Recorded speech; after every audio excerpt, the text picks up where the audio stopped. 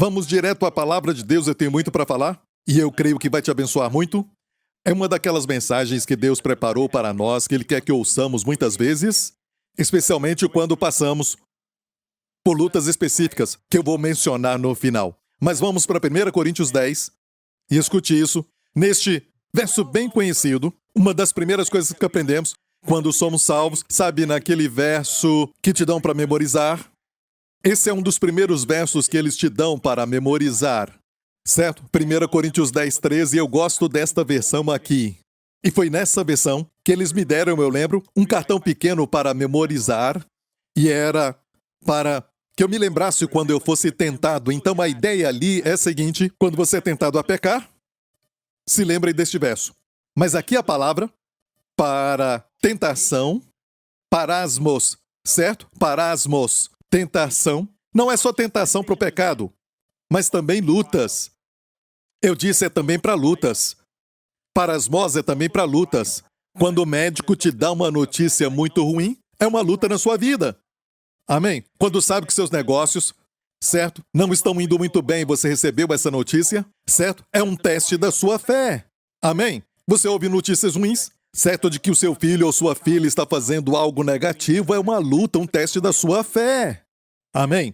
E tudo isso está debaixo dessa palavra grega, parasmos, certo? Pode ser uma tentação para que você caia em pecado, para o mal, ou uma luta. Tudo aqui. Eu gostaria que fossem duas palavras, mas é a mesma. Então tem que ver no contexto se está falando tentação para pecar, ou está falando de lutas, as adversidades da vida pelas quais passamos. E vamos ver isso, para você decidir. Não veio sobre vós, eu vou usar aqui as duas palavras, tentação ou luta senão humana. Mas fiel é Deus, aleluia. Essas palavras são maravilhosas, igreja. Olha, você pode descansar. Veja, igreja não é sobre a fé do crente, a fé é importante, sem fé é impossível agradar a Deus. Mas não é tanto a fé do crente, mas a fidelidade daquele que prometeu. Pela fé, Sara recebeu força para conceber, porque ela o teve por fiel. Ela não se considerou cheia de fé, mas ela o teve por fiel. Mas fiel é Deus que não vos deixará tentar ou ser testado. Olha, eu vou usar essas duas palavras sobre tentação e lutas acima do que podeis. Antes, com a tentação, dará também o escape, para que a possais suportar. Olha, parece uma contradição. Número 1, como a tentação, ele também dá o escape, para que a possais suportar. Olha, essa ideia de você suportar algo com perseverança, certo? Com longanimidade, paciência, algo assim, quer dizer que você fica no problema. Não escapa. Se escapa, o teste não é mais um teste. Você achou uma saída. Então parece uma contradição. Como você suporta algo se tem um escape? Certo? Então eu vou falar algo para você que vai te abençoar muito. Certo? Aqui diz que com cada tentação, e você se alegra que com cada teste, com cada tentação, Deus promete mandar com cada teste uma saída. E a saída, perceba o escape, essa palavra que foi usada para escape é uma palavra no grego. Ekbasis, ekbasis. Parece japonês, mas é grego. Ekbasis. Ok? Ekbasis. Ek quer dizer tirar de, e basis é andar. É literalmente saída. Sair. Certo? Essa palavra veio do grego para nós como a palavra saída. Fugir. Escapar. Sair. Você sai. Ekbasis. Amém? Então, o escape aqui é essa palavra, ok?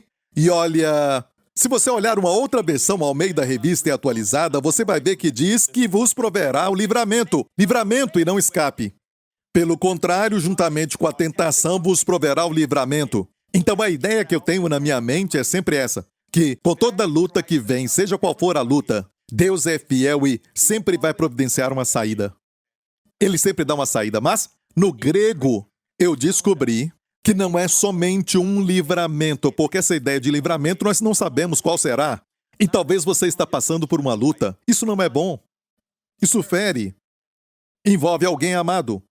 Talvez você está até deprimido, agora mesmo. Talvez o seu problema é a depressão. Está pensando em tirar a vida, não faça isso. Certo? Tem alguém aqui para te libertar. O seu nome é Jesus. Amém? E você está passando por algo agora mesmo. E quero te dizer, Deus tem a resposta para você. Certo? E, olha, eu recebi um avivamento. E sabe quando foi isso? Quando eu preparava essa mensagem.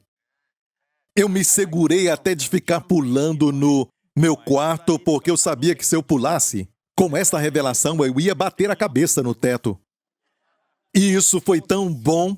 E vou te dizer, foi uma coisa maravilhosa. E vou provar para você no grego e no contexto, para você que é um teólogo, e os meus críticos, aleluia. Você vai ver isso no grego, ok? Ok? E me perdoa pelo grego, porque para alguns de vocês, isso vai parecer que vai impedir o fluir, mas estamos pregando a milhões. E tem muitos teólogos que nos assistem. Amém? E uma boa mensagem vai passar pela avaliação de teólogos. Certo? E primeiramente eu quero te dizer que não é só uma escape. No grego é um artigo definido. O escape. A saída. É a solução. É o caminho. É a saída. O ekbasis. A saída. E os teólogos vão confirmar. É por isso, essa versão não está muito correta, mas Almeida Revista Corrigida diz como falamos, o escape. E está certa. Quando você fala quer dizer que com cada teste você tem que encontrar um escape que pode ser um novo. Um escape pode ser um novo. Certo? Você entendeu? Sempre tem um caminho. Sempre vai ter um escape. Sempre vai ter uma saída para você. Então é geral. Você não sabe o que é. Mas quando diz você está apontando para algo muito definido. Está ouvindo, igreja? Está apontando para algo definido. O que é este escape? O que é o escape? Um homem de Deus estava morrendo, o Sr. Walter Scott. Ele sabia que estava indo para o céu, e ele sorriu para o seu genro e ele disse... Ele tinha, milhares e milhares de livros na sua biblioteca. Ele falou para o genro, pegue o livro. O genro disse, que livro? Ele disse, o livro. Tem somente o livro. Amém? Falando da Bíblia. Amém? Quando diz quer dizer que só tem um escape e não há outro. Jesus não é um caminho. Jesus mesmo disse, eu sou o caminho, a verdade e a vida. Ani-ha Derek, se o seu nome é Derek, é caminho no hebraico. Ani-ha Emet, a verdade. Ani-ha Haim, a vida. C.S. Lewis disse, ou Jesus é o maior mentiroso de todo o tempo, ou ele é quem ele disse que ele é. Não pode falar que foi um bom homem. Você não pode ficar em meio termo dizendo, ele não é Deus em carne humana. Ele também não foi um homem malvado. Ele foi um homem bom, um homem muito bom. Não pode falar isso. Ou ele é o que falou ou não é o que falou. Ele mentiu. Ele disse, eu sou o caminho. Eu sou o caminho, a verdade, a vida. Ninguém vem ao Pai senão por mim. Você ouviu? Então sabemos que o é um artigo definido. E olha, eu já decidi que ele é quem ele é. E vemos o resultado daqueles que creem nisso, amém? Então, ele disse o escape. Então tinha alguma coisa na mente do escritor. E isso está no contexto, ok? Tudo isso está no contexto, mas antes disso, para que a possais suportar. Ok, o que é suportar? Na verdade, esse A aí não está no original. Em algumas versões está até em itálico, porque não está no original grego. Certo? Vamos olhar a palavra suportar. Suportar é rupofero. Está tudo bem por aí? Você está seguindo? Ok, rupofero. O que é rupofero? O que é rupofero? Rupo quer dizer de baixo.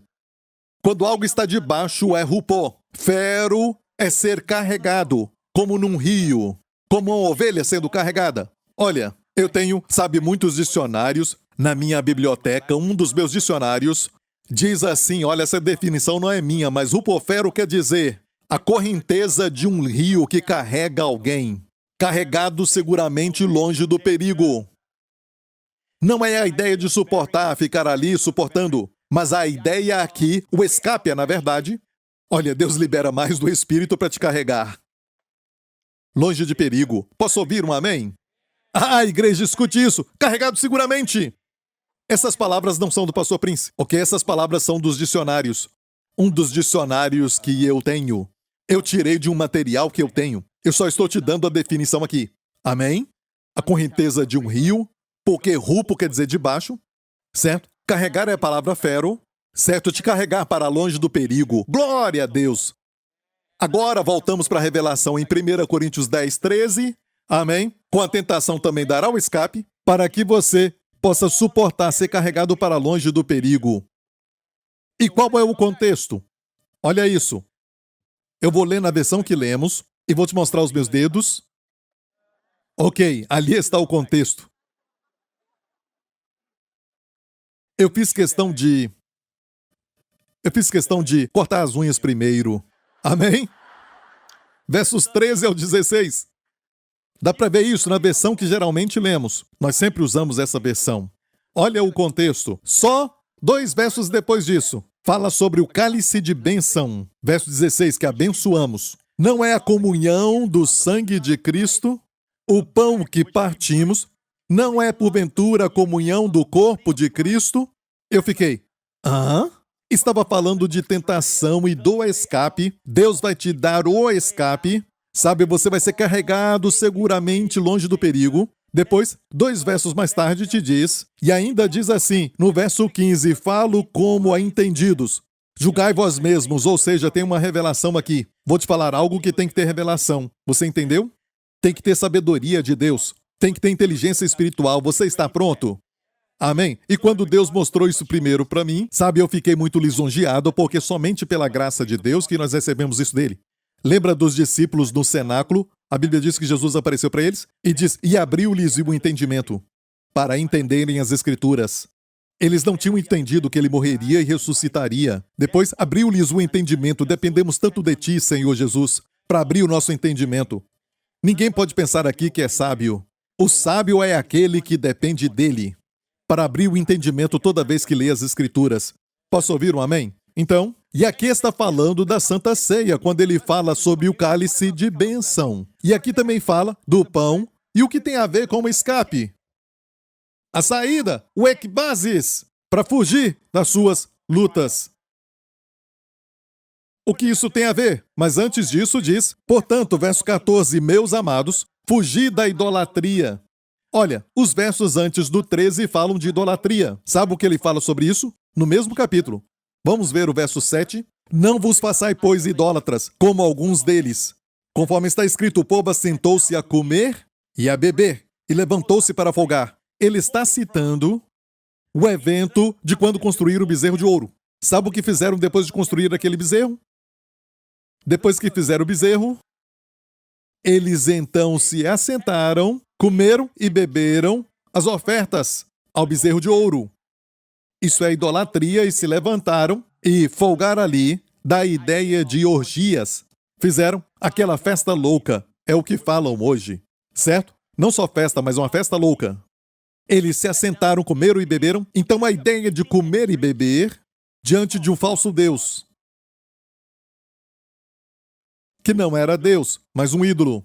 Você viu o contexto? Estou falando do contexto da Santa Ceia.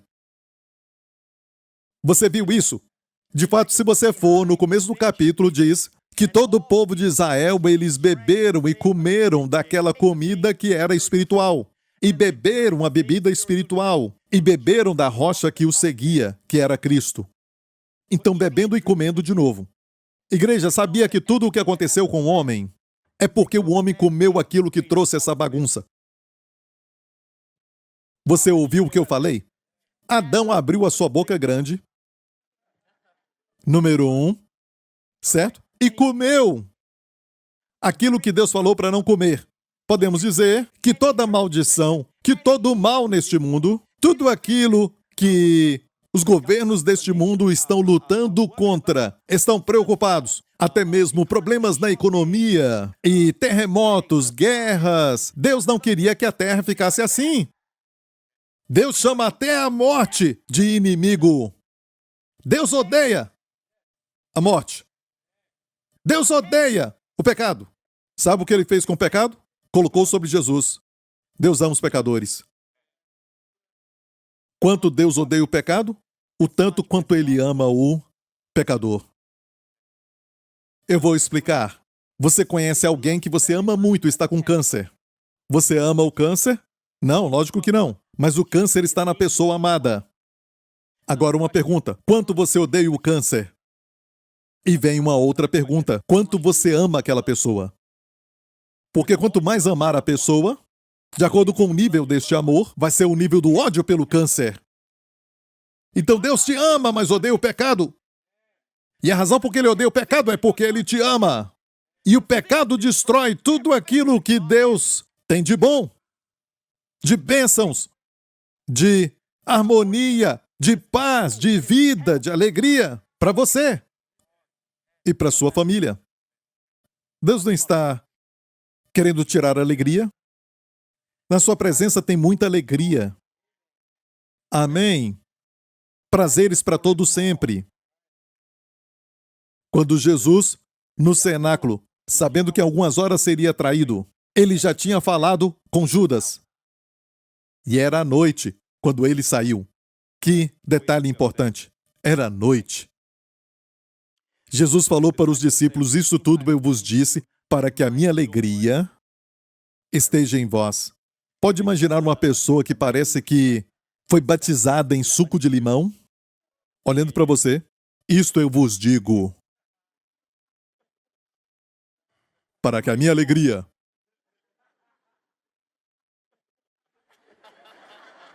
permaneça em vós. Pedro diria, Senhor, o Senhor precisa mais do que nós. Certo? Você precisa de toda essa alegria. Certo? Eu acho que estamos bem melhor. E o problema é este. Você não deve vê-lo assim, mas ver uma pessoa forte, sorrindo, sabendo que em algumas horas ia entregar a sua vida por nós, olhando e dizendo, isto eu vos digo, para que não temais, eu vos deixo a minha paz vos dou. Não se turbe o vosso coração e não temais. Amém? Isto vos digo para que a minha alegria permaneça em vós e para que a vossa alegria seja completa. A pastor Prince, a Bíblia diz que ele era um homem de dores. Irmão Santarrão, já que você falou isso, pode me falar onde está essa expressão? Eu não sei. Eu vou te falar. Está em Isaías 53. Certo, ele era homem de dores. Por causa do sofrimento, a única vez que ele sentiu dores foi quando ele sofreu e passou pelos açoites, humilhação, porque ali aconteceu uma transação. Ele tomou os nossos pecados e nos deu a sua justiça. Ele tomou as nossas dores e nos deu sua alegria. Ele se tornou uma maldição para sermos abençoados. Essa parte da maldição eu ainda não me recuperei. Recentemente eu falei que em Gálatas 3,13, Cristo nos remiu da maldição da lei, tendo se tornado uma maldição por nós.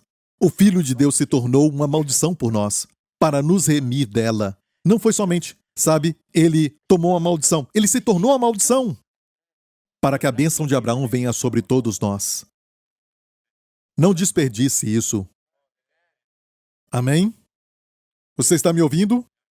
Então, ele quer te ver alegre e ele... Uau, falei tanto sobre alegria. Certo? Vou te mostrar o contexto neste mesmo capítulo, que está falando de comer e beber. E escute isso, se olhar para o resto dos versículos do capítulo 10, fala sobre comer e tudo isso para a glória de Deus, mas fala sobre comer e beber. E é por isso que no próximo capítulo, certo, nos fala, o apóstolo Paulo diz, em 1 Coríntios 11, Igreja, eu recebi do Senhor Jesus aquilo que vos ensinei, que na noite em que Jesus foi traído, ele tomou o pão. O apóstolo Paulo, no próximo capítulo, 1 Coríntios 11, disse, eu recebi do Senhor aquilo que vos ensinei. Na mesma noite em que foi traído, tomou o pão e disse, partindo, ele disse, este é o meu corpo partido por vós. Assim também tomou o cálice, deu graças e disse, este é o meu sangue, derramado para a remissão dos pecados. Igreja, eu faço uma pergunta. Por que será que, no capítulo 11, Paulo teve que dizer, eu recebi do Senhor o que também vos ensinei? Ele podia pedir para Pedro, podia pedir para Mateus. Mateus, Marcos e Lucas registraram nos evangelhos sinóticos que Jesus instituiu a Santa Ceia, a mesa do Senhor. Mas o Senhor Jesus, nos dias presentes, glorificado e ressurreto, achou que a Santa Ceia era tão importante que ele deu uma revelação pessoal para o apóstolo Paulo. E Paulo mesmo disse: eu recebi do Senhor aquilo que vos ensinei, que na noite em que ele foi traído. Ou seja, ele não recebeu de Mateus, ele não pediu para Marcos, Lucas ou João. Ele recebeu do Senhor. Você acha que Jesus hoje, que está lá no céu, à direita de Deus Pai, achou que era importante dar essa revelação para ele? Eu sei, tem muitas igrejas e denominações hoje que nem celebram a Santa Ceia. Alguns que de vez em quando, a cada 2 meses, ou às vezes uma vez por mês, e alguns têm só o pão. Mas escute bem isso. Eu creio que o diabo está tentando minimizar o caminho de saída. Ele tenta negar, ele tenta cegar as pessoas do escape. Está ouvindo? Voltando a 1 Coríntios 10, o contexto, certo? Do verso 13, certo? O cálice de bênção que abençoamos não é a comunhão do sangue de Cristo? O pão que partimos não é porventura a comunhão do corpo de Cristo? Então o contexto está muito claro, igreja, certo? Porque de repente fala da Santa Ceia. Não faz sentido. E conhecendo o apóstolo Paulo, sabemos que ele era um mestre muito sistemático. Ok? Muito inteligente. Mas, se tratando da Bíblia, Deus é quem orquestra tudo. Nenhum verso está fora do contexto. Te mostrei os versos antes, se assentaram para comer e beber, se levantaram para folgar. Agora, vamos ao verso 16. Olha na tela. O cálice de bênção que abençoamos não é a comunhão do sangue de Cristo. A palavra comunhão aqui é a palavra koinonia, que é a palavra para amizade. Certo? Associação. Não é só amizade, você pode ter amizade comigo e eu acabei de te conhecer. Certo? Ou seja, é uma comunhão, mas é uma comunhão para tomar café, esse tipo de amizade, mas essa palavra fala de intimidade, uma participação íntima.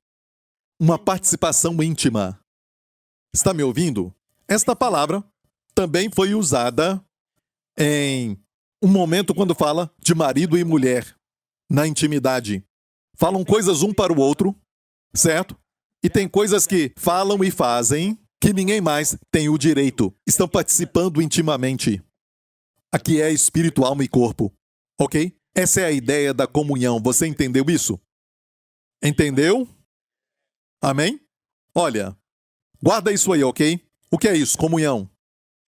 O pão que partimos não é porventura a comunhão do corpo de Cristo?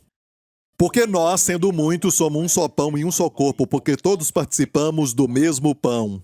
Não está dizendo que todos nós participamos uns dos outros.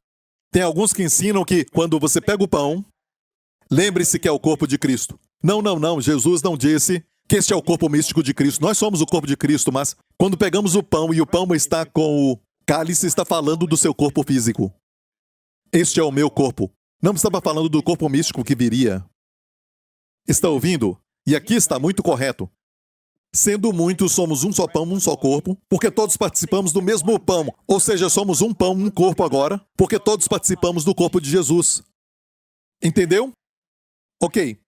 Vede a Israel segundo a carne. Agora falando de Israel, olha para ele segundo a carne. Quando ofereciam um sacrifício, os que comem os sacrifícios não são porventura participantes do altar? E eu te falo isso, é do seu interesse hoje. Se você está sofrendo, você recebeu um diagnóstico, algo assim, seja o que for que os médicos falaram, escute isso. É de seu interesse participar dos benefícios da cruz. A questão é como fazer isso.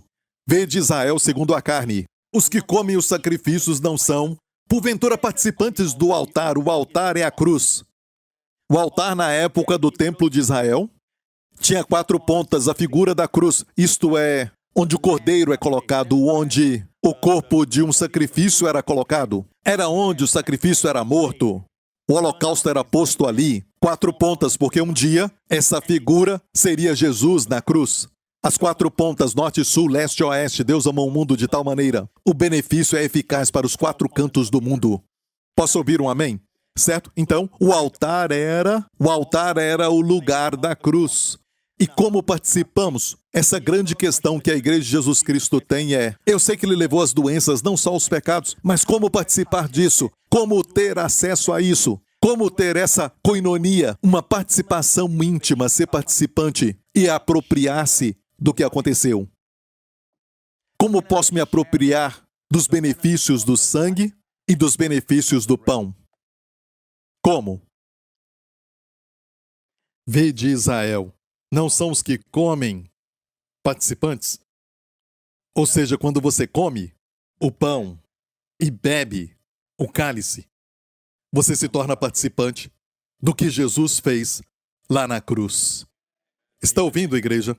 Eu vou ler para vocês uns testemunhos, se eu tiver tempo, talvez um testemunho, mas isso vai te abençoar. Este irmão, Joshua, do Reino Unido, eu fui salvo aos 9 anos, mas olha, a minha experiência com a igreja foi sobre viver uma vida cristã em vez de receber a graça de Deus. Me senti um hipócrita quando eu tentava lidar com os meus sentimentos de culpa e vergonha. Como resultado, eu passei a minha adolescência e a minha vida adulta bem longe de Deus. 4 anos atrás, eu voltei a participar da igreja. Conheci alguém em um pequeno grupo que me introduziu ao ministério de Joseph Prince. Eu comecei a assistir às mensagens do pastor Prince quando podia. Lentamente, a mensagem de Cristo começou a trazer cura para o meu coração. Quanto mais eu ouvia, mais a minha crença errada era trocada pelo Evangelho. Por 6 meses, eu chorava incontrolavelmente quando eu ouvia sobre a graça e a verdade que Jesus trouxe para nós. Mesmo sendo salvo quando criança, eu não falava nada sobre a minha crença para ninguém porque eu me sentia um hipócrita. Agora falo da graça de Cristo para todos aqueles que querem ouvir. Certo domingo, eu até contei o meu testemunho na igreja. Por 26 anos, eu sofri de verrugas dolorosas na sola dos meus pés. Eu experimentei todos os meios médicos, até cirurgia laser para removê-las, mas nada funcionou. Quando fui convidado para um churrasco um tempo atrás, eu pedi para tomarmos a Santa Ceia juntos. Como tinha assistido na mensagem do pastor Prince sobre o poder curador da Santa Ceia e li o seu livro sobre a Santa Ceia, falei sobre isso que eu creio, sobre o significado de discernir o corpo do Senhor e de tomar Santa Ceia com um grupo. Depois de tomarmos a Santa Ceia, oramos e cantamos canções sobre o sacrifício do nosso Senhor Jesus. Na oração, eu amaldiçoei as verrugas dos meus pés que já tinham espalhado pelas minhas mãos. Depois de algumas semanas, ele estava sofrendo por 26 anos deste problema. Nem mesmo o laser ajudou. Depois de algumas semanas, as verrugas das mãos sumiram. E nas semanas seguintes, os pés também foram curados. E agora estou completamente livre das verrugas. Toda glória a Jesus, aleluia! Olha, isso não acontece porque você diz, eu vou experimentar a Santa Ceia, certo? Não é questão de tentar, é fé. Está me ouvindo? Não é assim, sabe? Eu vou tentar. Isso tudo é vazio. De significado vazio. E se não tiver cuidado, vai participar indignamente. Bem, vamos para 1 Coríntios 11. Por causa disso, escute muito bem o que acontece. Alguns na igreja, sabe, dizem, temos que impor as mãos uns sobre os outros e falar isso e falar aquilo. Tem uma hora para isso. Tem uma hora para isso. Ok? Mas a regra para um crente, geralmente, é expulsar os demônios e curar as pessoas para pecadores lá fora. Não para os crentes. Os crentes, me parece, na igreja primitiva, parece que tinham saúde divina. É melhor ter saúde do que cura. Eu disse, é melhor ter saúde do que cura. Mas se está doente, peça cura. Mas não fique aí, não viva de cura em cura. Comece a andar com saúde. Os crentes partiam pão de casa em casa, diariamente. Vou repetir, você não entendeu. Partiam pão de casa em casa, diariamente. E alguns acham que é extremo fazer uma vez por semana. A igreja primitiva no livro de Atos, no primeiro dia da semana, se reuniam para partir o pão. Quem era o pregador daquele domingo? O apóstolo Paulo. Paulo era o pregador. Não diz no primeiro dia da semana se reuniram para ouvir Paulo. Se reuniram para partir o pão. Atos 20. Leia isso depois. E enquanto Paulo estava pregando, durante a longa pregação de Paulo, um jovem que estava sentado na janela, certo? No terceiro andar. Tudo isso é simbólico também. Terceiro andar, o terceiro céu. Nós estamos assentados com Cristo no terceiro céu. O nome daquele jovem é mencionado, porque tem uma mensagem para a igreja. Seu nome era Eutico. Eu quer dizer bom, sabe, no grego. Eutico quer dizer boa sorte. Ele dormiu porque não estava ouvindo a mensagem e ele caiu do terceiro andar e morreu. Olha, porque a igreja foi roubada da boa sorte. Eutico. Não estamos ouvindo a mensagem. Da mesma forma que aconteceu no livro de Atos, o navio do cristianismo, que tinha Paulo nele, mas eles não ouviram a Paulo. Depois, então, do naufrágio, Paulo disse: deveriam ter me ouvido. Temos que ouvir as revelações paulinas, especialmente da graça que Deus deu para ele. Toda a escritura é inspirada, toda a escritura é importante, mas nem tudo é escrito para nós, para a igreja. Algumas são para os judeus e outras são para nós. E Paulo então disse: eu recebi do Senhor sobre a Santa Ceia. Amém? Está ouvindo, igreja? Certo? Então olha aqui. Certo? Aquele jovem então tinha caído, mas eles estavam ali para partir o pão, não para ouvir Paulo pregar. E ele caiu, e Paulo desceu e depois o abraçou. Sabe, temos que abraçar essa nova geração com as revelações paulinas, as revelações da graça. Está me ouvindo? Temos que abraçá-los, mesmo estando mortos. Temos que abraçá-los, que eles possam sentir o calor do evangelho da graça. E escute isso. Paulo disse: não vos perturbeis, a sua vida está nele. E o ressuscitou. Olha, se isso acontecesse na igreja, falaríamos: glória a Deus, aleluia, amém? Vamos adorar e mandar todo mundo embora. Mas não Paulo. Paulo pegou todo mundo, inclusive o rapaz que ressuscitou, levou a boa sorte até o terceiro céu, amém? Onde está a igreja? E escute isso: partiram o pão. Prioridade. O que é primeiro, primeiro. Depois de ressuscitar alguém, ainda partiram o pão. Não se esqueça, de onde vem o poder? É a igreja primitiva. Olha, quando tiver tempo, quando estiver sentado no seu trono branco, certo? Leia Atos 20. É sempre bom ter uma Bíblia no seu trono branco, ou trono rosa, ou verde, seja qual for a cor. Ok, tem de muitas cores. Do que o senhor está falando, pastor? Quem tem ouvidos, ouça. Amém? Isso. Por causa disso e só por causa disso, há entre vós muitos fracos e doentes, e aqui fale muitos que dormem ou morrem. Vamos falar claramente. Naqueles dias, dormir para o crente, a morte não aterroriza mais. Isso porque Jesus derrotou a morte. Então, para o crente, falava: dorme. O pecador morre, o crente dorme. Até Jesus ressuscitar o seu corpo. Certo? Mas, olha isso. Por causa disto, uma razão só e não razões. Eu chequei no grego e isto aqui está no singular. Muitos, podia ter falado poucos, muitos fracos e doentes e muitos que dormem. Qual é a razão? Qual é a razão? Olha o verso anterior. Porque o que come e bebe indignamente, a palavra-chave é indignamente. Come e bebe para sua própria condenação, não discernindo o corpo do Senhor. E se você está sofrendo com malária, e eu digo que eu tenho um remédio, tome esse remédio e você diz: eu não quero. E eu coloco na água, ok? E digo: beba, beba. E você fala: eu não quero beber isso. Você está bebendo condenação para si mesmo.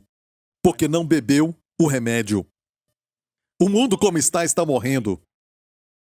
Não é assim. Você está em pecado, você toma a Santa Ceia e você morre. Não, não, não.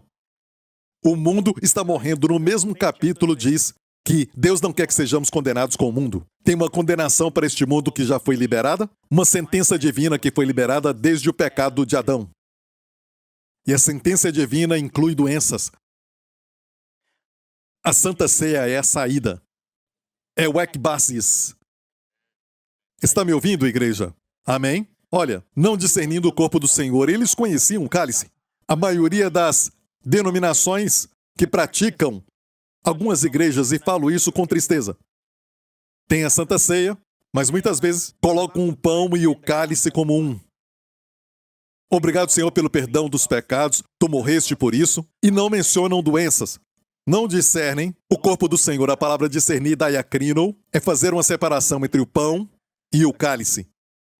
Porque ele sofreu? Porque Deus não somente... Deus tinha preparado tudo, por que não o enviar direto para a cruz? Porque Pilatos não o enviou para a cruz? Porque ele teve que passar pelos açoites e depois a cruz? Porque pelas suas feridas fomos sarados. Está me ouvindo? Deus te ama e Ele quer te ver bem. Deus quer te ver bem. Ah, pastor, eu já tomei a Santa Ceia. Tome de novo. Os discípulos iam de casa em casa todo dia. Sabe quantas casas tinha naquela época? Amém? Chegavam numa outra casa, tinha alguém doente, tomavam de novo e tinham o benefício.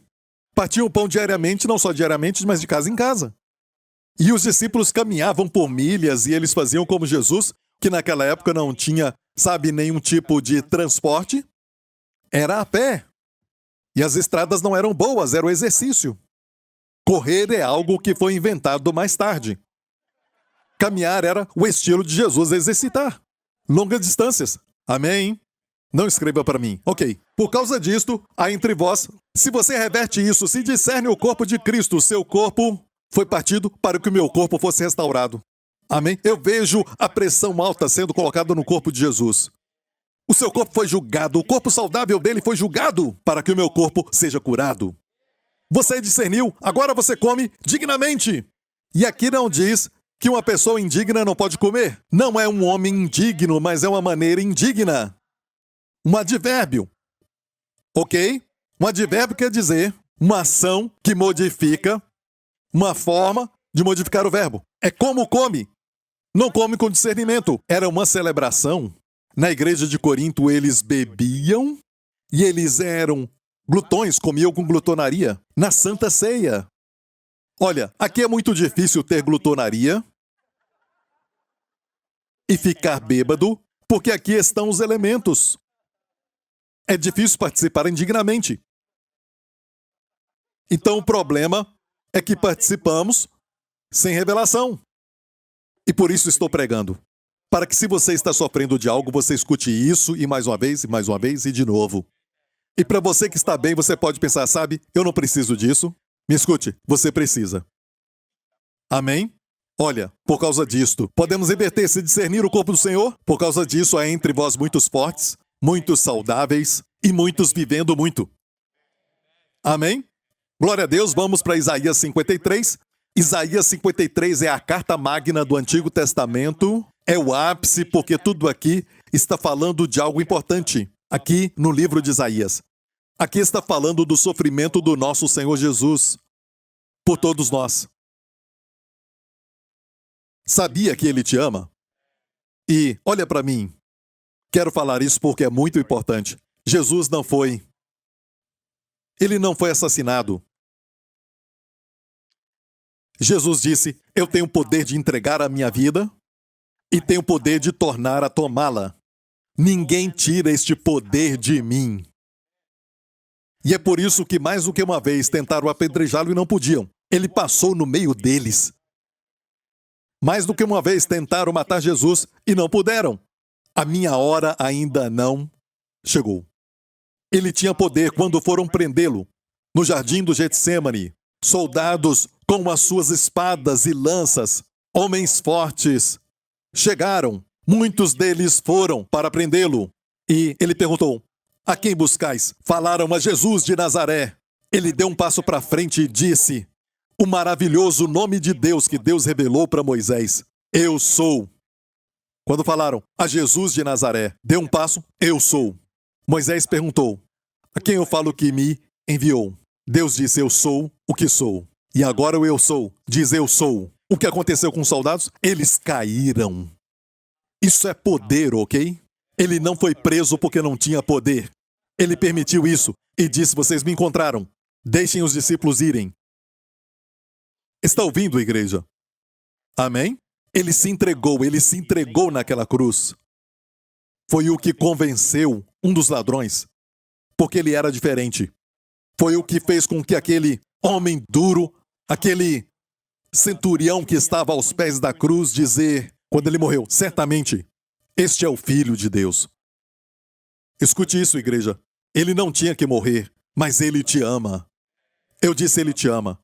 Ele se importa com a sua dor agora mesmo, não é somente, para a salvação eterna, para você viver, no céu. Como dizem, um dia todo o sofrimento vai acabar, Olha, não, ele quer te curar. Quer te dar saúde. Quer ver você forte. Você chegou lá, pastor Prince, eu não vejo ninguém chegar lá, mas olha, deixa eu te explicar algo sobre Deus.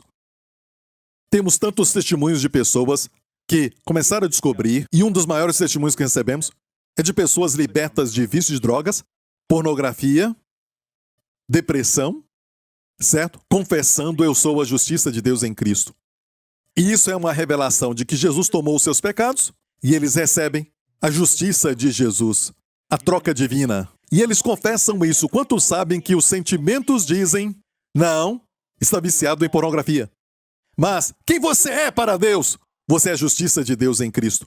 O pensamento diz, não, sabe, você precisa beber, certo? Você não sai disso, certo? Mas Deus olha para você e diz, você é a minha justiça em Cristo. E olha, o que acontece é que mesmo pecando, e temos tantos testemunhos, vai para josephprince.com e leia os testemunhos que estão ali, você vai ver.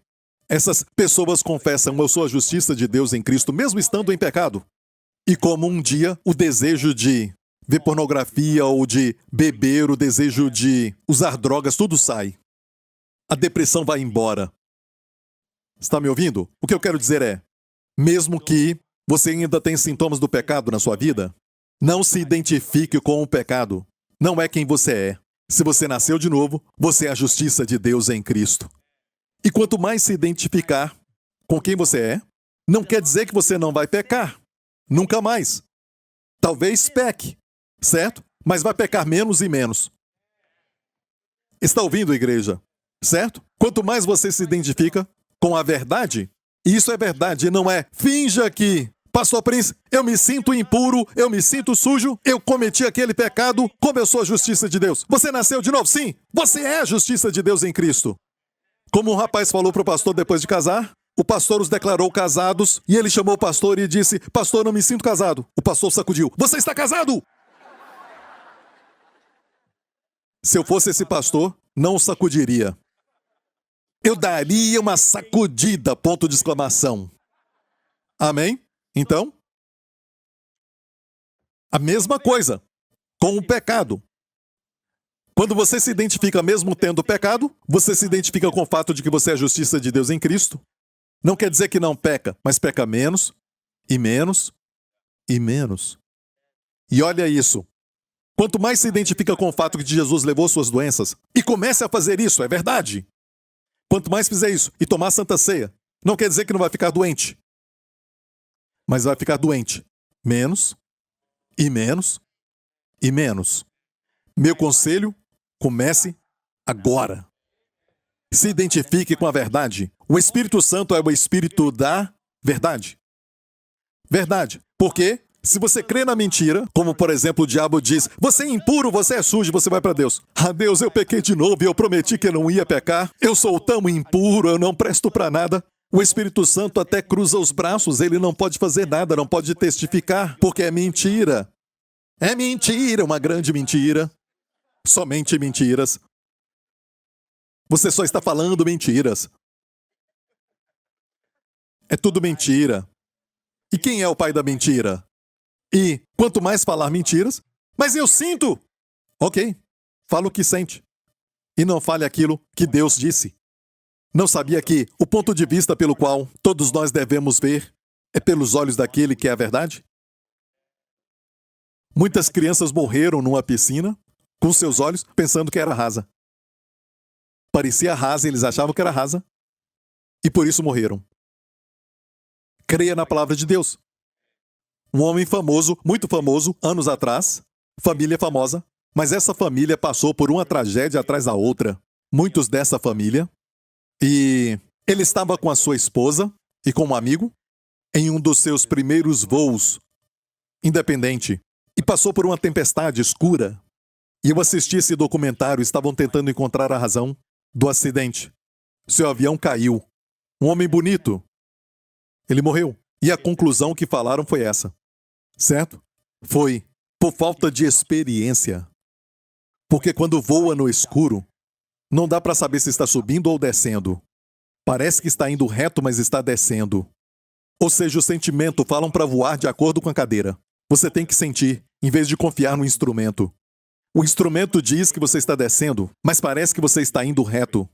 Amigo, aqui está um instrumento de Deus. Este é um instrumento de Deus. E ele diz, ele levou as nossas doenças. Por suas feridas somos sarados. O seu corpo diz, eu não sinto isso. Comece a tomar. Eu não disse, quanto mais se identificar, certo, você não vai ter mais doenças, mas comece em algum lugar como você peca menos e menos, se identificando com a nova identidade em Cristo. Quanto mais se identificar com o fato de que você foi curado por suas feridas, você pode ficar doente, mas menos e menos. Ok? Certo. Isaías diz verdadeiramente, ele tomou sobre si as nossas enfermidades e as nossas dores levou sobre si. Agora, estas palavras no hebraico são coli e makov. Olha, coli é enfermidade e makov são dores. Eu me lembro de estar falando com um judeu messiânico, que é um pastor em Jerusalém, um grande homem de Deus que está com o Senhor. Anos atrás me assentei com ele e falei com ele, e ele pensava que a cura não era para os dias de hoje, certo? E falei com ele sobre este texto. E perguntei, está falando aqui então coli e makov? E ele leu, sim. Ele já era um ancião. E eu disse, coli é enfermidade? Ou é doença espiritual, como algumas pessoas falam? Ele disse, não, é sempre doença física. E essas dores? Dores físicas. Ele olhou e ficou, ele disse, Ficou interessado. Olha para Young, este homem que traduziu toda a Bíblia. Young era um erudito. Aquelas concordâncias que você tem que ter 3 concordâncias. A de Strong, a de Young e Crudence. Você vai ficar forte, jovem e cruel. Certo? Então, olha para a tradução de Young. Verdadeiramente, ele levou as nossas doenças e as nossas dores, ele as carregou. Tem alguma citação sobre isso? Sim. Graças a Deus por Jesus. Mateus 8. Para que se cumprisse, é o Novo Testamento, para que se cumprisse o que fora dito pelo profeta Isaías, que diz, ele tomou sobre si as nossas enfermidades e levou as nossas doenças. E aqui está falando de enfermidades físicas e doenças e fraquezas, enfermidades e dores. Está muito claro. Pastor Prince, tem certeza? Ok, você não está convencido, ó homem de pequena fé? Vou te mostrar o verso 16, o contexto. Não tira o texto do contexto. O verso 16, o contexto. E chegada a tarde, trouxeram-lhe muitos endemoniados. E ele, com a sua palavra, expulsou deles os espíritos e curou a todos. Que maravilha, curou a todos. Não sei por que eles não leem a Bíblia. Por que eles não leem a Bíblia? Ele não curou a todos em Israel, mas curou a todos que foram a ele. Lembre-se disso. Curou todos os enfermos, para que se cumprisse o que fora dito pelo profeta Isaías, que diz, ele tomou sobre si as nossas... Então está claro no contexto que fala de doenças físicas e cura física. A Bíblia interpreta a Bíblia. Amém? Vamos ver mais Isaías 53? Vamos para o verso 5 agora. Mas ele foi ferido por causa das nossas transgressões e moído por causa das nossas iniquidades. O castigo que nos traz a paz estava sobre ele, e pelas suas pisaduras fomos sarados. Olha isso nessa outra versão. Na NVI, diz que ele foi esmagado por causa das nossas iniquidades. Esmagado é a palavra. Não ferido. Ele não ficou ferido com a mancha preta, certo? Foi esmagado por nossas iniquidades. Foi esmagado por causa disso. E agora, olha isso. O castigo que nos trouxe a paz estava sobre ele. E pelas suas feridas fomos sarados. O castigo que nos traz a paz em hebraico é shalom. O castigo que nos traz a paz estava sobre ele. O castigo que é para trazer o seu bem-estar. Quando ele recebeu o castigo, ele se levantou de novo. E de novo, eu creio que caiu. E levantou de novo. E todos vocês que têm problemas nas pernas, possam ficar em pé, aleluia. Amém. E aqueles que não podem caminhar, ele caiu carregando a cruz para você andar. Amém. Aqueles açoites que cortaram os nervos para você andar, mas ele caminhou de novo. Por isso ele caía e caía até chamarem Simão para ajudá-lo. Porque ele levou tudo isso por você e eu. E pelas suas pisaduras, olha essa palavra pisaduras, no grego, em 1 Pedro 2,24, pelas suas feridas, fomos sarados. Está no singular, está no singular. T.J. McGrath, um erudito do grego, disse isso anos atrás. Esse homem foi um incrível erudito do grego. E ele disse o seguinte, se Jesus foi açoitado, aqueles açoites deixaram pedaços de carne. A palavra no grego tinha que ser no plural, feridas. Mas se bateram em Jesus até não sobrar nenhum pedaço de carne, o que a Bíblia diz Em Salmos, olhei e vi os meus ossos. Foi o que aconteceu com Jesus. Não ficou nenhuma carne. Então tem que ser no singular. Por toda a sua ferida, fomos sarados.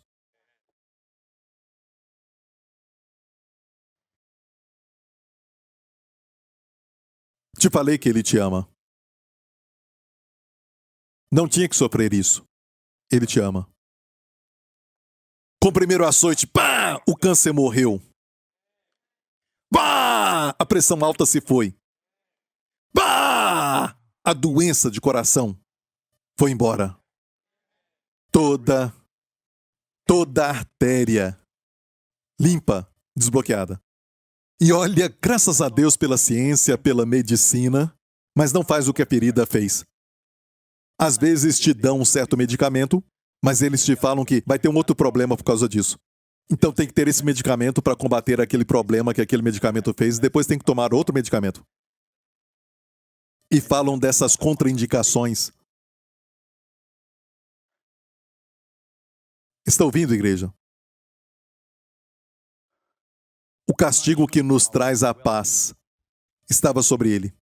O castigo que nos trouxe a paz estava sobre ele. E pelas suas feridas fomos sarados. Vamos voltar para a versão que usamos. Pelas suas pisaduras fomos sarados? Agora escute isso. Pisaduras aqui é cavura. Diga cavura. Cavura, ok? Olha, cavura quer dizer feridas, pisaduras. E por muitos anos eu descobri, porque eu amo o hebraico, e eu estudo muito, quando eu posso, o bastante para pedir chá e café. A minha esposa diz que eu falo hebraico. Ah, pastor Prince, é porque ela te ama, eu sei. Mas, estudando hebraico, eu vi que a palavra pisaduras, cavura, não é só as feridas nas suas costas, mas é a palavra também para comunhão. Uma associação de qual cavurá você é. Então eu chequei com aqueles que estão em Israel e até hoje vão te perguntar de qual cavurá que você é, de qual associação, de qual comunidade você é. Até hoje, cavurá tem dois significados. Porque Deus, que inventou, criou o hebraico, certo? Porque Deus colocou cavura como ferida e também como comunhão. Volta para 1 Coríntios 10. O copo de bênção que abençoamos, ele não é a íntima participação. Isso é no grego, koinonia. Em hebraico, kavura. Olha, foi o que eu achei. E por anos eu já sabia. Voltando para Isaías, desde que eu sei que pelas suas feridas fui sarado. Olha, entenda isso. A ferida nas costas foi real e pelas suas feridas fomos sarados. É a interpretação primária, mas escondida nela tem como nós participarmos disso. Deus diz é pela comunhão com as feridas. Por anos eu ia para casa, voltava de Israel, coçava a cabeça e falava cavura pela associação. O que eu faço? Eu adoro e tenho comunhão? O que eu devo fazer? Será que Deus pode me dar um verso que fala sobre essa associação? E olha isso, eu encontrei em 1 Coríntios, certo? Onde diz, tomar o cálice de bênção é participar do sangue de Cristo. Toma o pão e é comunhão com o corpo de Cristo. Uau! É assim que tenho comunhão com o corpo de Cristo que foi ferido para minha cura. Se você está doente, você pega um pedaço bem grande de pão em casa. Pega também um copo de, eu não vou falar vinho para você beber muito. Querida, me desculpa, mas o pastor Prince disse, sabe, eu tenho que tomar muito durante o dia, então eu comprei este vinho e entenda, tudo isso é para o Senhor. É tudo pelo Senhor. Ok, isso não faz sentido, tá bom? É errado ficar bêbado, ok? É um mau testemunho. Então, escute bem isso. Pega um pedaço de pão, não tem que ser o nosso. Não precisa ser o nosso. Ah, pastor Prince, o senhor faz de certa maneira. Tem que ser assim? Esqueça o que fazemos, é só para sermos convenientes. Até as migalhas expulsaram o demônio da filha daquela mulher. Então, não é se é grande ou pequeno, mas a revelação que você tem.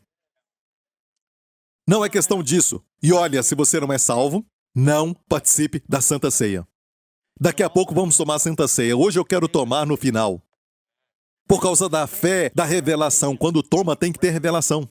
E algo acontece. Não é um coração vazio, uma mente vazia, participando, assim tudo fica vazio. É só um ritual. Ok? Já estou terminando. Te abençoou?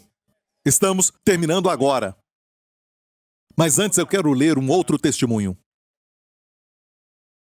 Eu sofri terrivelmente com depressão pós-parto depois de dar à luz a um lindo bebê. Margaret, do Reino Unido, diz: me sentia como se o mundo inteiro estivesse sobre os meus ombros e a depressão ficou tão séria que eu queria acabar com a minha vida. Quantos sabem que a depressão leva a fazer isso?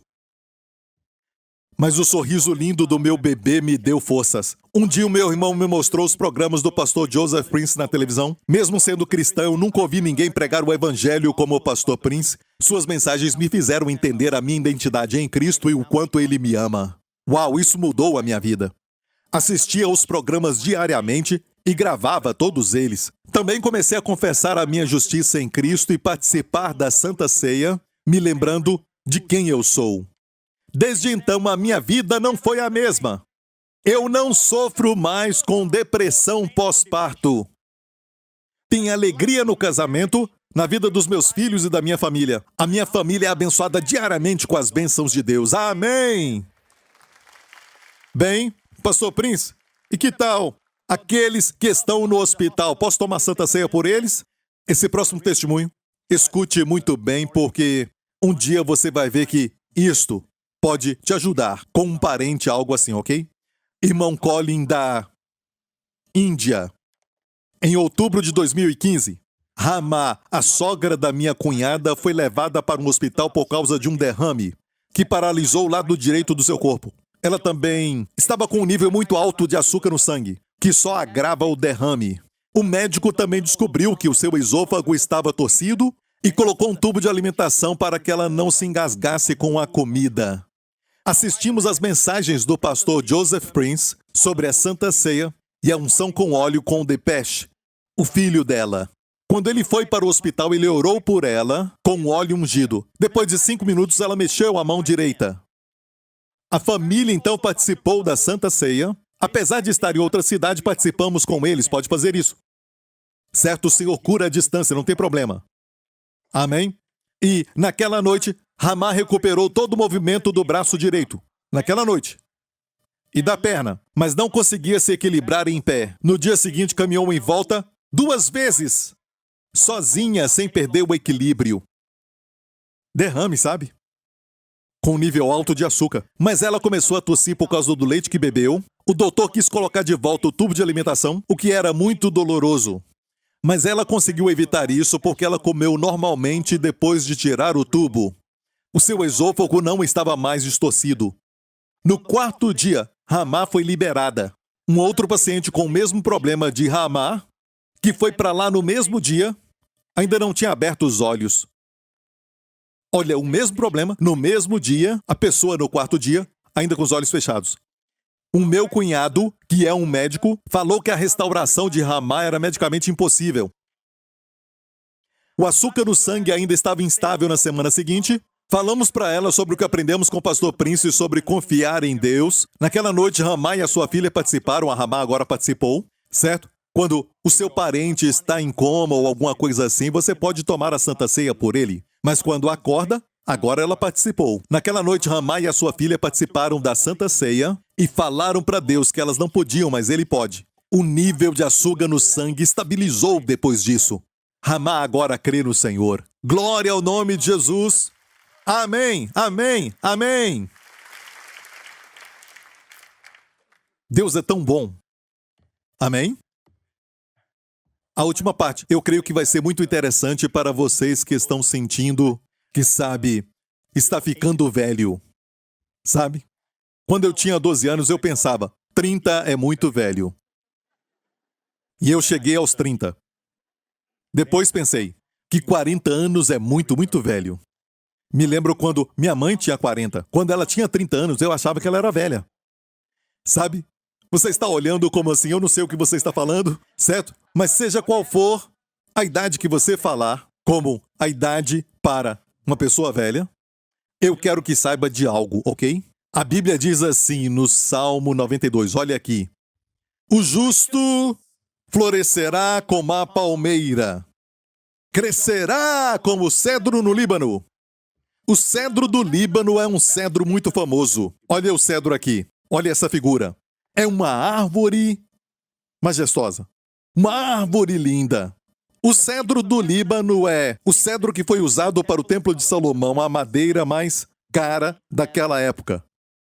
A casa de Deus. É muito lindo.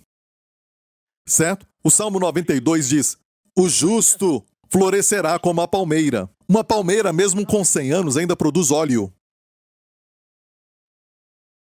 Isso não é lindo? Uma palmeira é tão frutífera que você vê sementes por todo lugar. Você entendeu? Certo? Entendeu? Na velhice, frutífero. Crescerá como cedros no Líbano. Amém? E a madeira do cedro, eu aprendi isso quando eu estava com a Wendy viajando anos atrás. De férias, passei pelo cedro e parei. E por causa da Bíblia eu queria aprender mais sobre ele. E você vê, tinha muitos cedros ali e vê uma placa. E na placa diz que o cedro é quase incorruptível. Nenhum inseto consegue destruir. De fato, aquele cheiro maravilhoso do cedro expulsa todos os insetos. Por isso tem bloco de cedro para colocar na sua roupa. Amém?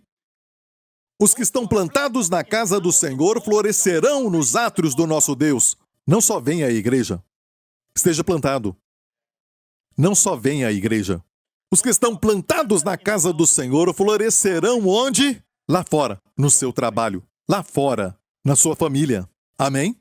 Quem é plantado aqui vai florescer nos átrios, é do lado de fora, ok? Próximo. Na velhice ainda darão frutos. Velhice, aí está falando de idade, mas a pessoa é jovem, porque a pessoa ainda está dando fruto. Vovô e vovó, isso é para você. A sua idade pode estar avançada. Você fala a sua idade, eles dizem o quê? Certo? Mas você ainda dá fruto. Dizem que quando chega a certa idade, falam que tudo seca. Abraão não considerou seu próprio corpo agora morto, seco. Nem atentou para o corpo de Sara, mas ficou forte na fé, dando glória a Deus. Não consideramos o que é natural. Consideramos a palavra. Então, o pastor Prince agora provou para você nas Escrituras. Sim? Certo. Ok, na velhice ainda darão frutos, serão viçosos e vigorosos. Uau! Viçosos e vigorosos, eu queria te mostrar. No hebraico, viçoso aqui é a palavra dashan, que é a palavra para. Escute isso! Algo fresco! Este homem, na velhice, é um homem fresco. Sabe o que é isso? Sólido, sabe? Na Bíblia diz em Isaías 40 assim: até os jovens cansam. Até os jovens cansam, e os moços certamente caem. Mas os que esperam no Senhor renovarão as suas forças. Subirão com asas como de águias. Correrão e não se cansarão. Caminharão e não se fadigarão. Qual o segredo? Os que esperam no Senhor. Escreva isso, essa palavra. Escute, essa palavra para quem espera no Senhor é a palavra juntos, comunhão. Cavar é a palavra cavar no hebraico. Cavar é como a corda, torcida, que é forte. Você e o Senhor torcidos, você vai correr e não se cansar, vai subir com asas como de águias. Deus vai renovar sua mocidade como de Caleb, com a idade de 85 anos, ele falou para Josué: me dá este monte. Como Moisés com 120 anos, quando ele morreu, a Bíblia diz que os seus olhos não escureceram, nem a sua força diminuiu. Deus fez por eles, e Moisés estava sob a lei, Caleb sob a lei. E nós que temos uma melhor aliança, a lei deles era baseada, a aliança deles era baseada no sangue de bodes e touros. A nossa aliança é baseada no imperecível, lindo, precioso sangue do Senhor Jesus Cristo. Amém. Está ouvindo, igreja? E qual é a chave, pastor? Qual é a chave? Serão viçosos e vigorosos. Florescendo é Rahanan em hebraico, que é verde. Literalmente, hoje, quando falam verde, eles falam Rahanan. Você vai ser viçoso e sempre verde. Que tal isso? Você olha para uma árvore com mais de 100 anos, mas toda verde. E alguns, com 30, 40, já estão marrom. Sempre verde. Pode estar sempre verde. Por que Deus quer isso? Por que Ele quer isso para o seu povo? Certo? Não é só para você, para anunciar, para testificar que o Senhor é reto. A minha rocha, e nele não há injustiça. As pessoas ao redor vão ver isso. Você anunciou que Deus é muito bom, que Ele é um Deus reto. Quando eles olharem para o povo de Deus e ver isso, uau, amém. Mas aqui não diz como, certo? Volta então para a primeira parte. Crescerá como cedros no Líbano. A chave aqui é o cedro no Líbano, ok? Então, essas pessoas, na velhice ainda darão frutos, ainda verdes e vigorosos, mas não fala o que fizeram, certo? Sim, para isso, volta semana que vem. Quer saber agora? Mas olha o tempo. Hã? Quer agora? Só mais um verso, ok? Olha isso. Diga cedro do Líbano. Quando Deus me deu isso, eu já conhecia muito bem este verso, mas quando Deus me deu isso agora, quase que furei o teto. Porque por anos eu salivava em cima disso. Ficava cheio de saliva. Ficava, sabe? Olha, dá fruto na velhice, sempre verde, vigoroso. Dá fruto, florescer nos átrios, sabe? Como o cedro do Líbano. Como a palmeira, eu salivava. Não fala como. Então, bem, em um dos meus estudos, Deus disse, olha a chave, crescerá como não a palmeira, mas o cedro no Líbano. A Bíblia interpreta a Bíblia. Olha este verso, no Salmo 104. As árvores do Senhor fartam-se de seiva. E agora temos essa passagem, fartos de seiva, certo? Verde, farto de seiva. Dando fruto da velhice, farto de seiva. Os cedros do Líbano que ele plantou, esta é a chave. Certo? Se você acha que está falando de árvores, pense de novo. Como a Bíblia diz, não atarás a boca do boi enquanto debulha. E Paulo disse, você acha que está falando de bois? Deus ama os animais, mas você acha que estava falando aqui só de quando debulhava o trigo? Deixar o boi comer? Não matar a sua boca, fazer como alguns fazem? Sabe? É. Você sabe muito bem. Certo? E olha, então, Deus disse, deixa o boi comer. Deixa comer.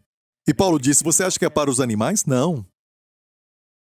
Ele disse, Deus está falando do ministro que debulha a palavra. Que ele seja abençoado. Tem que comer, é o seu trabalho. Ele tem que receber.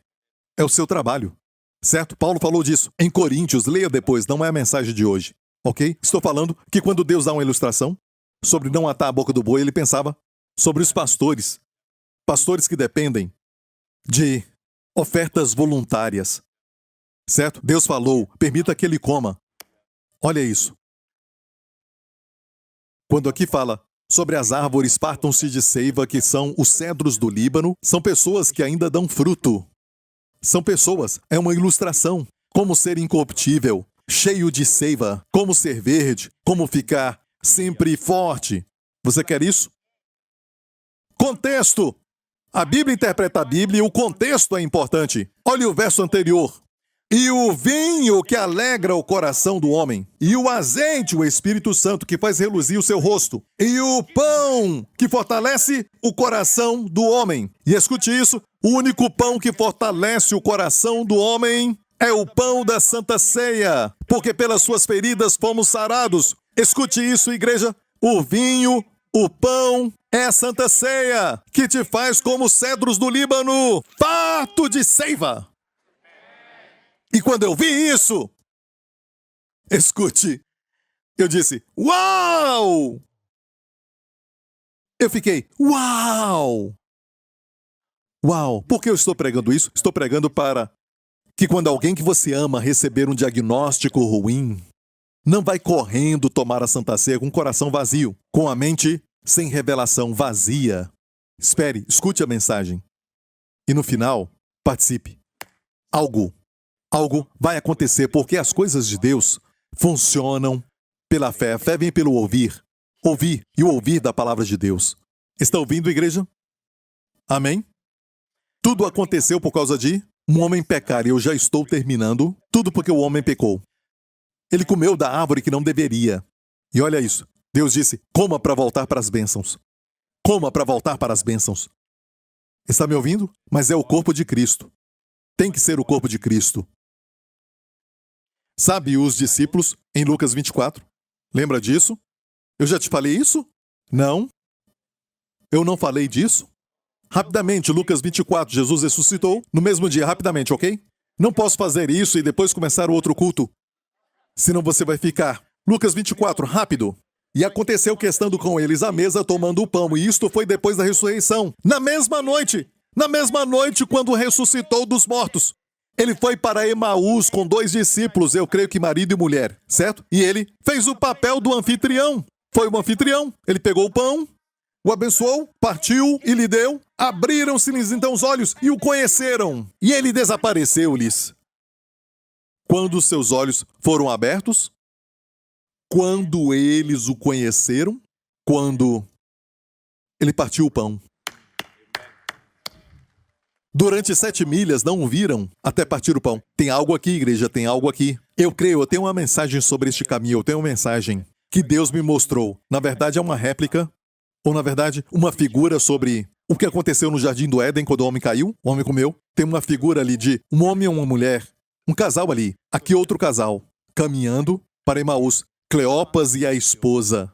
E aqui temos o Senhor caminhando com eles, que era na viração do dia, e Jesus caminhando aqui. Uma restauração, entendeu? O que foi perdido aqui, foi restaurado aqui. E a Bíblia diz, e por causa do tempo, seus olhos foram impedidos de ver Jesus, não sabiam que era ele.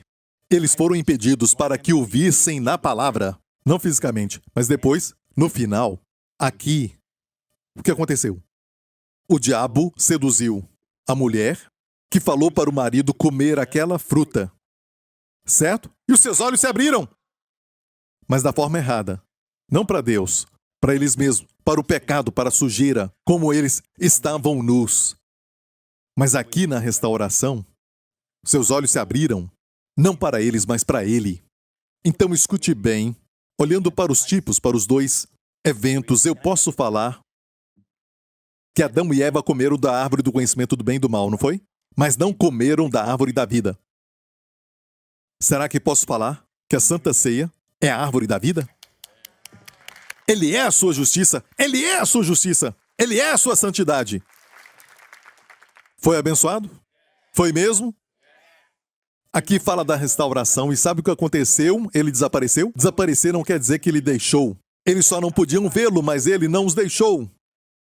E voltaram 7 milhas. Tinham andado 7 milhas. Depois da Santa Ceia, andaram 7 milhas de novo. Voltaram para os discípulos e disseram, Ei, vimos o Senhor. Vamos ler isso. E eles lhes contaram o que acontecera no caminho e como deles fora conhecido no partir do pão. Falaram para eles. E olha isso. E falando eles destas coisas, o partir do pão, Jesus se apresentou no meio deles e disse-lhes, Shalom! Quando falavam do partir do pão, o Senhor ama isso. Por isso ele está aqui agora. Amém? Enquanto eles falavam do partir do pão, Jesus apareceu. Você acha que ele desceu do céu naquela hora? Não, estava lá o tempo todo. Ele não os deixou. Ou seja, de pão para pão. Ele sumia e aparecia. Participe, anunciando a morte do Senhor, até que ele venha.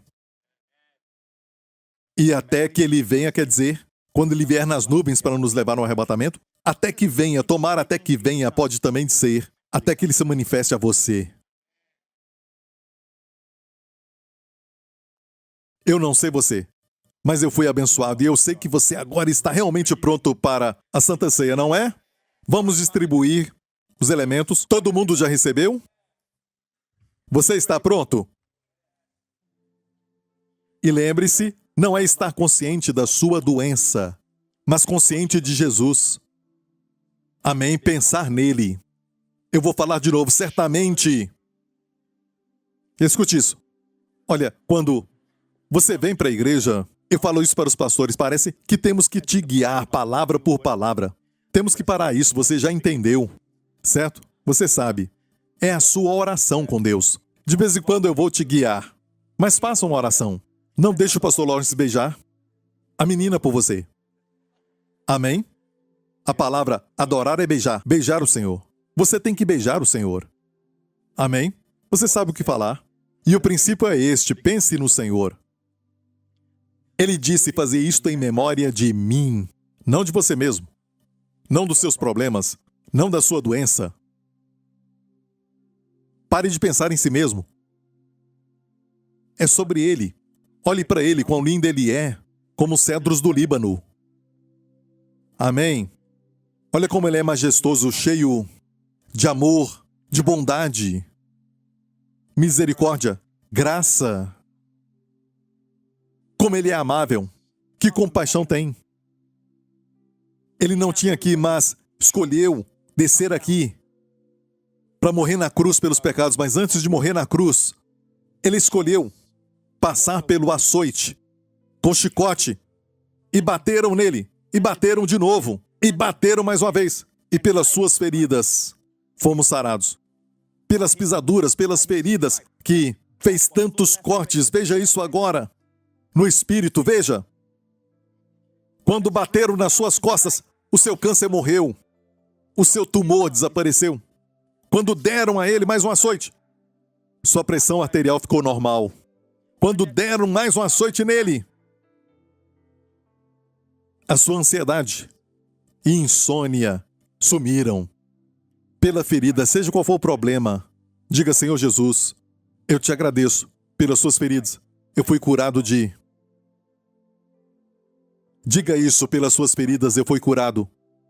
Pode ser mais de uma coisa, mas diga: pelas suas feridas, te agradeço, Senhor. É com ações de graças e não implorar. Obrigado, Senhor, pelas feridas. Já foi feito. Não é para Ele fazer de novo. Só agradeça. É um tempo de eulógia, ação de graças. Obrigado, Senhor, pelas suas feridas. Fui sarado. No sangue de Jesus está o perdão dos seus pecados. Você não está participando? Lembre-se disso. Para ser perdoado, você bebe porque já foi perdoado. Se não é salvo, você não aceitou a Cristo, isso não é para você. Deixe de lado isso. É só para crentes. E você foi perdoado dos seus pecados porque o sangue foi derramado. E quando tomar, tome com a consciência de que os seus pecados foram perdoados. E não há pecado sem perdão na sua vida, por causa do sangue de Jesus. E saiba que pelo sangue de Jesus não há maldição na sua vida. Não há maldição na sua família. Cristo te remiu por seu sangue de toda maldição. Participe. Amém? Se você está aqui e nunca aceitou a Jesus Cristo, Deus não vai forçar a salvação em você. Ele espera você convidá-lo. Quer falar sim para Ele? Você quer falar sim: eu creio no Senhor Jesus Cristo como meu Salvador? Porque Ele te ama e se entregou por você. Se você quer isso, faça essa oração comigo. Diga de coração: Pai Celestial, eu creio que Jesus Cristo é o Filho de Deus, que morreu na cruz pelos meus pecados e ressuscitou dos mortos, como meu pastor, como Salvador e sumo sacerdote. Os meus pecados foram perdoados. Eu sou filho de Deus. Eu sou a justiça de Deus em Cristo. Abençoado, abençoado, abençoado. Jesus Cristo é o meu Senhor. Em nome de Jesus. Amém. Glória a Deus. Fique em pé. Se fez essa oração, você é filho de Deus. A partir de hoje, tome a Santa Ceia. Amém? Glória a Deus. Gostou de ter vindo? Olha isso. Eu não sei você, mas tem uma glória aqui neste lugar. Sabe? Desde a pregação tem uma nuvem de glória. Ele está aqui.